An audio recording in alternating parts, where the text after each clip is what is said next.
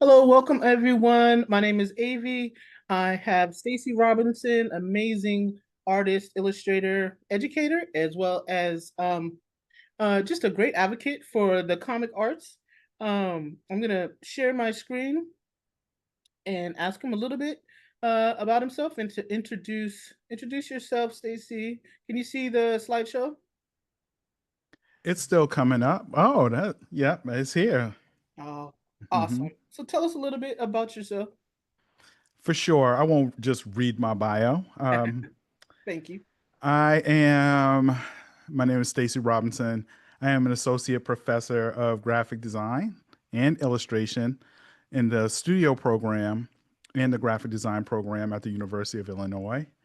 I'm originally from Albany, New York. I am a DJ as well as an educator.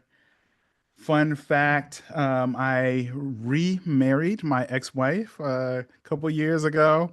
That might come up later. I say that's a fun fact because I think it's an interesting thing. We are in a very, very small percentage of ex-spouses that actually reunite.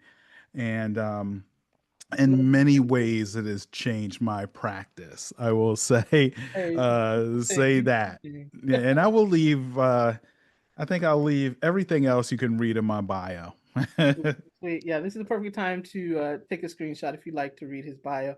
Again, let's jump into some of your book covers. I'm familiar with Mm. your collage work, but also hmm the dynamic graphics that you do when you're creating book covers. This was a project that both you and I were involved in, Box of hmm Bones. I just think this is a fabulous way to interpret the story. Can you talk a little bit about Volume One and then Volume Two's artwork? Kind For of what he sure. Okay. So in short, the box of bones holds 10 um, entities, and they are based in on Black history and trauma. And the book is very much about the reconciliation of these things as well. My covers or the images I created for these books were originally prompted by John Jennings, who is one of my chief collaborators. We've been collaborating since 2012 together. Wow. We call our duo Black Herbie, Hmm. inspired by the godfather of modern comics, Jack Kirby.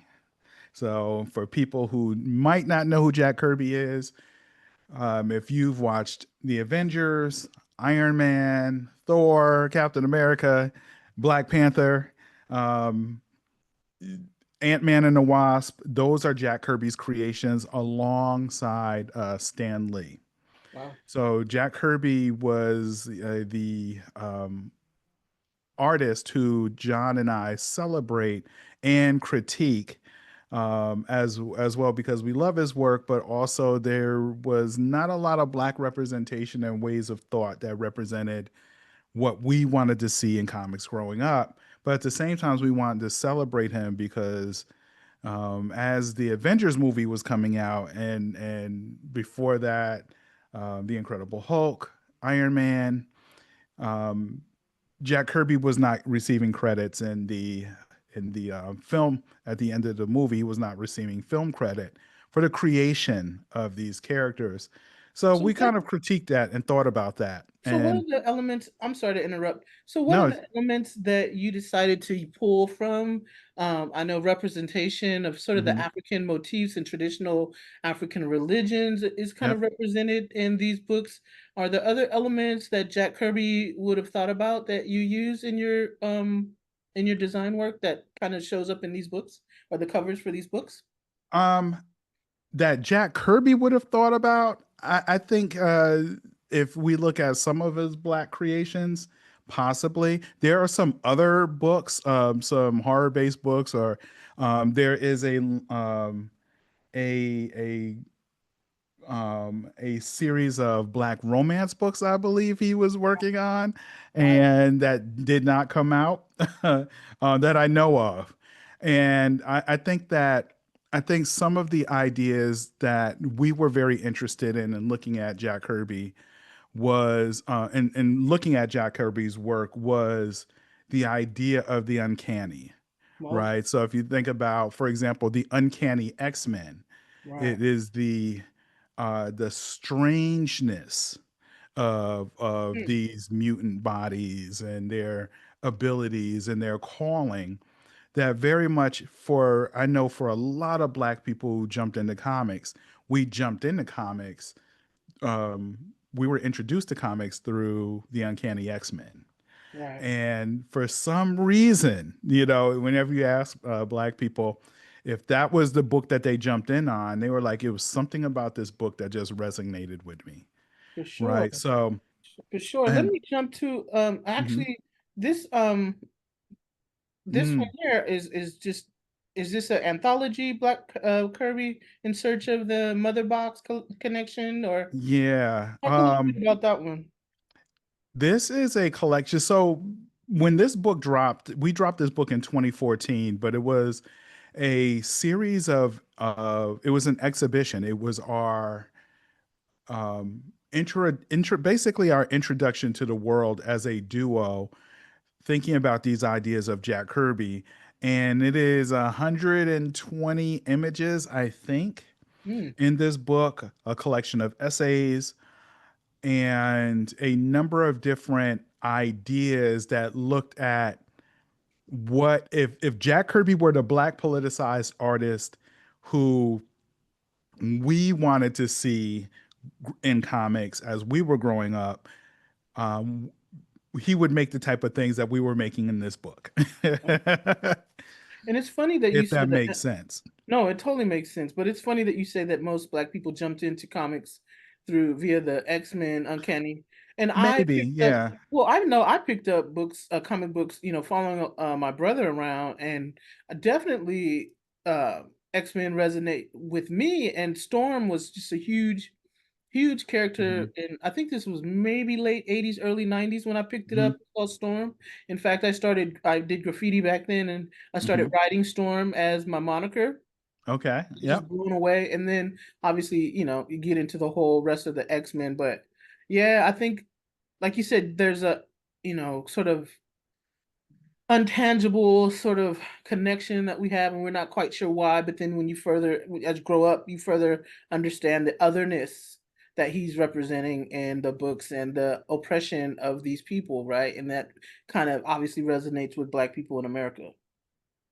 I think so in some ways, especially as I mean, we're talking about Jack Kirby and our connection to Jack Kirby, but really, if we're thinking about the comics and the way that the characters are written, we got to think about Chris Claremont, Mm, who, in the height of that time where many Black people were connecting to the X-Men, it was during Chris Claremont's writing.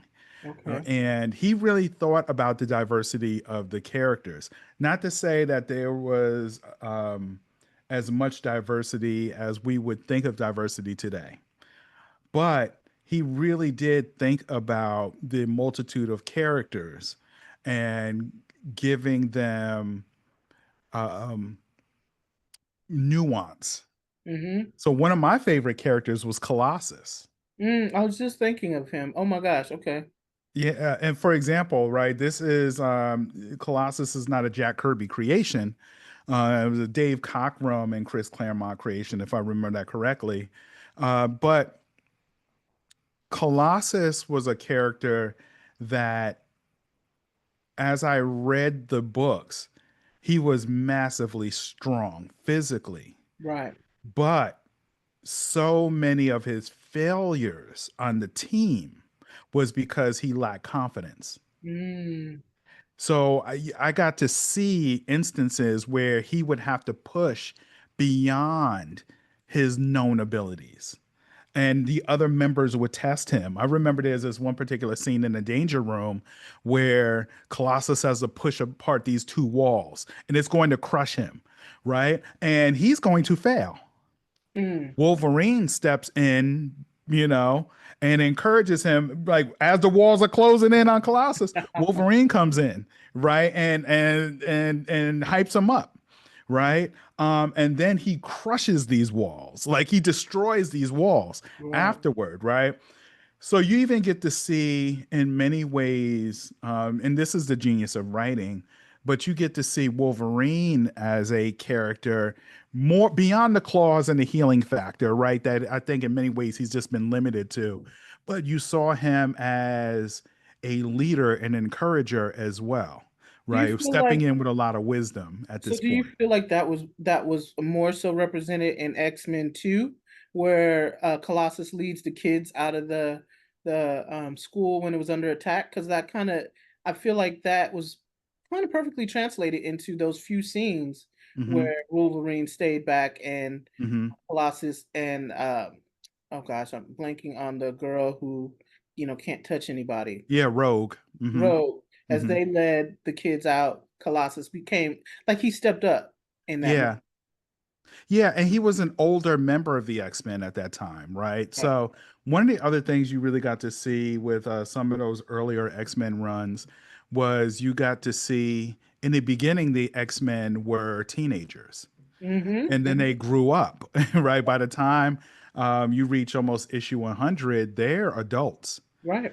and then you have a number you have newer members that are added to the X-Men collective as well, so you got to see these characters grow up and mentor newer younger members as well, and I think that's just smart writing. Yeah. Right now, does that have anything to do with what Black Kirby necessarily? I was just gonna I don't say, know. forgive us, folks. Bear with us as we geek out over No, comics. we are. Yeah, I don't know if how many questions I've answered. I don't even, I went off on a whole tangent about It's all Black good. It's Kirby. all good. Let's talk about the images on the screen because these are awesome and dynamic too. But they still retain some of the comic book elements too, like Yeah, even maybe the street art or graffiti elements that I really, absolutely. really love. Can you talk a little bit about the choices that you made with these pieces? Absolutely. I am highly inspired by graffiti. We might talk about that a little bit later. There was no graffiti scene in Albany, New York, where I grew up. Mm, I did not grow up in New York City. I moved to New York City in my when I was 23, actually. And you okay. might have seen it in my bio. I actually moved to New York the day that Tupac died. Wow. Yeah, so my life changed in two major ways in a moment. That was the first news I heard when I turned on the radio when I got to New York City, that Tupac had died. I Wow. had just moved to New York City. So I moved to New York City in hopes of working for a comic book company called Milestone Media Incorporated, who is Mm, producing books again now. But back in the day, I had interviewed with them about two times, and I I ended up moving to New York. I'm like, I'm going to work for this company. I'm going to make my dream happen. and for But context, it's a premier black owned comic company that yeah, produces comic books and graphic novels. Just absolutely. So context. many of your audience may be familiar with the cartoon Static Shock. Mm, It came out about 20 years ago, I believe so. My son grew up on Static Shock. It was the number one cartoon on television at the time it was on. And though those characters in that the cartoon series were created by Milestone. nice. So when I moved there, I walked into the office the next day. Still wasn't good enough to draw comics for them, but I walked in at 10 a.m. and I left at 5 p.m. That was Wow. the first day of my internship. They hired me Nice. as an intern. I think they were impressed by the fact that I moved to New York City to work with them. I was not. I did not imagine a no. I was going to make that happen. Hmm. So the elements too are hip hop. I'm seeing Rakim Yep. here, Thank and you. Thank you for bringing me back. You are an excellent journalist. Thank you. You know how to reel the artist in who goes off on these tangents. Thank you. no way. Yeah, Rakim, Rakim Allah is one of the if he is not mentioned in the he might not be as mentioned as in many top fives as he should be My nowadays. top But five. He's in my top five. I think yeah, I mean, he has to be. You don't have the intricacies of a Kendrick Lamar without a Rakim. You exactly. Or don't. even the timing, the perfect rhythmic timing, or even the jazz element, the Absolutely. improvisational Yep. element. and sort of that Coltrane feeling of not necessarily hitting it on the two and the four, Yep. but it still makes perfect rhythmic sense. Right, and writing beyond the margins and Sure. absolutely, yeah. I mean, we owe Rakim a lot. Fun fact about this image. So I'll talk about that image a little bit. I was creating I was creating a number of portraits of people. I'm working on an Afrofuturism series where I look at people who inspired me and my thought, how I Mhm. think about Afrofuturism, and I'm doing portraits of them. Okay. And I'm breaking them down according to a black science that I might talk about later Is this as a well. mill on the left or Ladybug? Who is this on the left? No, this woman on the right, on the other side, is a portrait of Amina the Empress. Huh. She is a Buffalo artist, and I loved her first album. I think it was her first album. I loved Okay. her first album. I was like, "Yo, you ever do another album? I want to do the cover." and she dropped this another album. That is the album Amina the Empress That's out of so Buffalo. beautiful, She is super Stacy. dope. This is just amazing work. Thank you. I appreciate it. Let me go back to this Rakim piece though, really Okay. quickly Go though. back. That Rakim piece, um, that's actually his signature. Oh wow. So I work with Rakim, worked with a writer named Bakari Kitwana, hip hop historian, a few years ago when we were both at our residency at Harvard, and for the Center for African American Research at Harvard. I'm blanking the Hutchins Center, Okay. and Bakari and I were both there. Rakim actually came through a lot during that time. And I got him to sign my piece, Oh, right? so So is this that's literally his signature where he signed it. I will never ever move that. And is this that image was me drawing over a still from his video when I be on the mic. is this digital or is this This partially is digital. This traditional? is drawn in Procreate on my iPad. Yep. Beautiful. And at this time in the video, he is saying, I can see the future when the God write rhymes. And he looks Ooh. up. Right. So I froze that. I took a picture. I drew over that. And because I want to sample things in real time and draw on that energy and talk about this and what this means in reference to Afrofuturism. It's top notch, man. And I love the little, like you said, the little arrows from graffiti. And it even looks Yeah. like you kind of sort of threw in there, it looks like some textbooks and some musical. Like this just I It love is, yeah, there's a lot of free form lines. Once I have I will draw a portion of, I don't have a problem giving away my secrets. When I'm doing a portrait, I will actually draw over the picture of the person to a certain extent. And then I freestyle everything else because there is a free form, like a type of jazz. We mentioned Coltrane, and you yeah. can't, you talk about Rakim and talk about Coltrane in the same sentence. You definitely can. Um, Well, I'm gonna hit you up later. We'll talk offline about yeah, some amazing dot patterns that you're generating, and I gotta know old you. school comics. Yeah. Yep, old Talk a school little comics. talk a little bit Yeah, about these two. Is that yep. Nas and That is that and is Nas, Pete Rock, and and Ahmad Jamal. Dilla? Oh, okay. I thought that was Dilla for a minute. Oh, yeah, I do have a Dilla piece too, for sure. But this is part of what I'm doing in many of my Afrofuturism series portraits is I'm visually creating the sample, Okay. right? So these three are connected because Pete Rock sampled Ahmad Jamal's "I Love Music," and Hmm. I believe the exactly at the 5 minute mark. Um, for a Nas song. I want to give the song, but I think you know what? I'm going to leave your audience to do a little bit of research on that sample and treat themselves. So treat All yourself to right. the Nas song. The I think I know the song and the sample, but Yep. like you said, I'm not gonna give it away. Normally, I would put it in the comments, but or the Uh-huh. description box. I'm gonna let folks figure that one out on their own. Right. So I will say, you know what? I think I might have given away the Ahmad Jamal song, but do your research. But I will say, Pete Rock here, there I'm creating also a mythology, and this kind of will speak to all the other portraits that you might pull from as well.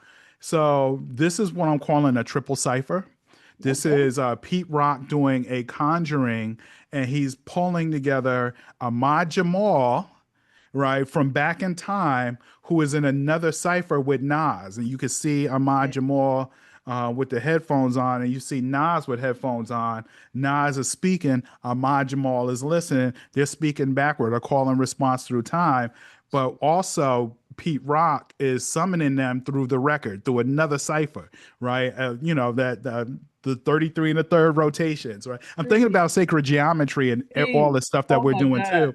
But bro. then all three of them are the three of them are in a cipher as well, right? A spinning cipher. You see them circular as well. There's a lot that goes on in these images. Of course, This that's just next piece is magnificent. um Yusef Lateef. This is an image of Yusef Lateef, very loose and kind of experimental. I'm drawing people who, once again, who are heavily referenced in samples. So this Mhm. sample, what I'm thinking about here is Eastern Market, who MF Doom sampled a song Okay. called Eastern Market. Huge MF Doom fan. He is my number one top MC Wow. and performance artist. And I wanted to draw this piece of as I was inspired by Yusef Lateef, and I can't remember if I did this piece before or after I met his wife. Yusef Lateef passed away, I believe, in 2013, and Okay. around 2019, I met his wife. Wow. And it was a wonderful, wonderful meeting and experience, and where I learned a lot more about her late husband as well. Well, these are amazing pieces. Let's jump into some of the questions. Uh, Yeah. so I'm gonna stop sharing my screen so we can see your beautiful face. All right. So where did you grow up? You said you were born in Albany. Where did you grow up? Albany, New York. I was born in 1972. I left Albany, New York. I moved away for like, I want to say it was fourth grade. I moved away for a year, moved to the Baltimore area, I believe. Okay. And then we ended up coming back to the Albany area, and where I stayed until I was 23, until I moved to New York City. So is there uh I know Buffalo has a decent sized black community. Does Oh, Albany yeah. have a black community? Say again? Does Albany have a substantial or even a moderate Mhm. sized black community? Oh, absolutely. Yeah, for sure. For sure. Um, I don't remember those demographics of Albany. I actually did those demographics recently, and I don't remember what they are in Buffalo too. But I was in Buffalo for grad school. So I was there for 3 years, 2 years of grad school. I stayed an extra year doing a lot of community work and teaching. And I was able to connect a lot more to the Black community in Buffalo while I was there. Yeah, After grad school, one huh? of my good friends lives in Baltimore, Buffalo right now. Okay. So Yeah. it was a cool place to grow up, or I thoroughly enjoyed it. I feel like it was an interesting time when I was growing up there. I had I, if I didn't have much, I wouldn't have known it. mm, My mother and my family were very supportive. I never felt like I could not express myself through art. My first 7 years of my life, I was raised by my great grandmother. This is not in my bio. I was raised by my great grandmother. Everything I do today I can trace back to those first 7 years, Wow. 1972 to 1979, where I lived with my great grandmother. So that's a great segue into my next question. So was there one incident or one thing that happened in your life as a child or even as a young artist that sort of, gave you the impetus to become an artist and do it for a living? Was there something that stands out that happened? I have no idea. My earliest memories are of me drawing. Wow. As far back as I can think, my first memory that I remember is of me drawing. Wow. I don't know anything else, meaning that I know how to, of course, I have other skills, right? But what I'm saying is art had to work for me because it's the thing that gives me peace. No backup plan. No net. There's no backup plan. I remember Method Man talking about that when Wu Tang came out, and he was like, was it or it might have been Busta Rhymes. I not it might have been Busta Rhymes, um, where I think it might have been he was talking about Leaders in the New School broke up. So this was Busta, and he was like, hip hop had to work. He there was no other there was no backup plan. No Hip plan hop B. had to work. I Yep. hear it. And I respect that. I get that. I understand that. I respect that. And then he goes on further to say how he really like basically lived in the studio, and artists would come in. He was like, "Yo, can I jump on your track?" You know what I mean? And he was hot. You know what I'm saying? He was hot after scenario, Yeah. right? He was hot after that. So he got he understood how to build a strong foundation off of that. And for me, I think that I totally stole that model. I learned how to network. I learned how to think, as many of those artists did from my nostalgia, golden age of nostalgia of hip hop, where it had to work. Like there was no other. For me, there was nothing else but the creation of art, and I cannot run from these ideas. They wake me up at night. They um, if I don't exercise them and push them, I can get depressed. Yeah.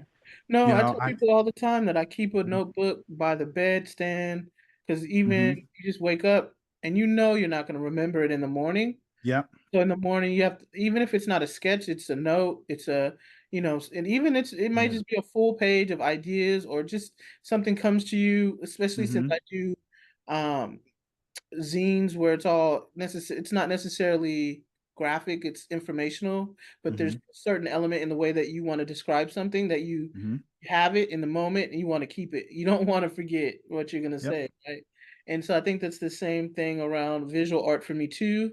If there's something like you said, it wakes you up at night, it wakes me up in the morning. That's what drives me. hmm So I don't. Some people that aren't necessarily in the arts don't quite get it. Like Yeah.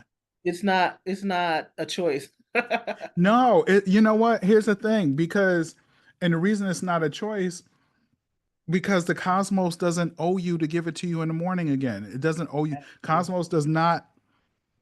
Is that fair? No. Oh, Give me the answer when I'm wide awake. Why are you waking me up? Right? Right? Give me this vision while I'm wide awake. But I will also say, um, everybody is not called. And hello. it's a blessing to be called. And so oftentimes people say, what is your secret? And I tell people, I say, I'm not a genius. I'm just smart enough to record the message. I'm Hello. smart enough to write it down. Get out That the is, way. and I've learned from not writing it down. I've learned from that. I was like, oh, that dope idea might not come back. Gone. Yeah. So I have notes in my phone. I have some interesting short stories that I'm writing and things like that because I will wake up. And artists, the artists that are on here, they'll understand, and you will understand this too. Our time of working is often where the world is asleep, Mm-hmm. where the And world why? around I mean, us my is. comic book is titled "Nothing Good Ever Happens at 4 a.m." because it's tongue in cheek. Because that's my favorite time of day where everybody's asleep.